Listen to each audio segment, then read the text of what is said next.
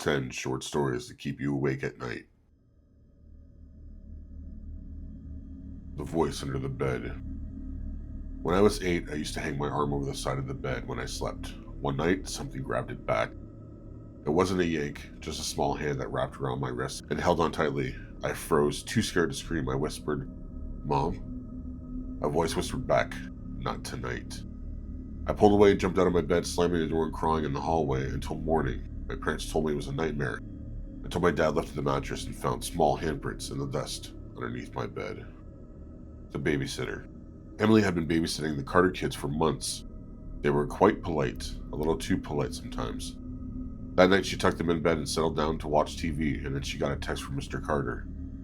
"Could you go check on the kids upstairs? We just saw them running through the hallway on the nanny cam." She froze. The kids were asleep. She just put them down 10 minutes ago. She crept up the stairs, heart pounding. The hallway was dark. She turned on her flashlight.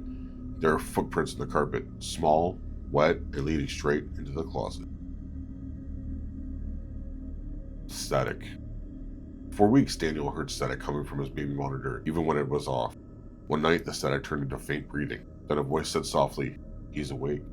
Daniel rushed into his baby's room, but the crib was empty. The window was wide open, the curtains blowing inward. He screamed for help. Then his wife's voice came over the monitor. "Daniel, he's with me downstairs. Who are you talking to?" The return. After his wife died, Carl couldn't bear to move her things. Her clothes stayed in the closet, her favorite chair untouched. A week later, he came home to find her chair rocking slowly. On the table was a note written in her handwriting. "Stop crying, you're making it hard for me to sleep." He burned the note, convinced it was a prank. That night, his smoke alarm went off, and in the ash of the fireplace was another message freshly written. "I said, I can't sleep." The doorbell. It was 3:14 a.m. when the doorbell rang. Sarah looked out of the peephole, but no one was there. Then her phone buzzed, a text from an unknown number. "I'm sorry, my hands are full. Can you open the door?" Her stomach turned. She slowly checked her security camera feed. There was a man standing there holding 2 large black garbage bags, dripping something dark onto her porch, saying, "It's done." The recording. Jack loved exploring abandoned buildings. He found an old cassette recorder in a derelict hospital. He hit play and heard a doctor's voice say, "Patient 34 has escaped. Lock all doors. Do not make eye contact."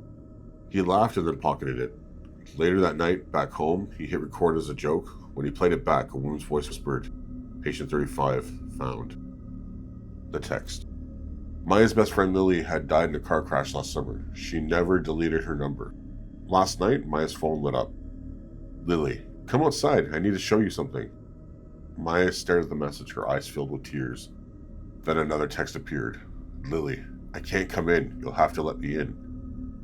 There was a girl outside, same hair, same clothes. Lily was buried in, smiling with her head tilted slightly wrong. The attic. After moving into an old farmhouse, Nate found a hatch leading into an attic. There was one thing inside, an antique mirror covered with a sheet. He wiped the dust away and stared into it. The reflection showed him standing alone, but there was a figure behind him, closer every time he blinked. He threw a blanket over it and left. That night, from upstairs, he heard the sound of fabric sliding off the glass. The photograph. A tourist took a picture of a deserted road at dusk. Later, while editing, he noticed a shape in the corner, a pale figure standing inches from his car, smiling. He zoomed in. The figure's eyes were open too wide, his head slightly tilted to the left. When he checked the other photos, it was in every one, a little closer each time. But the last photo was black, except for a grin glowing faintly in the dark. The roommate.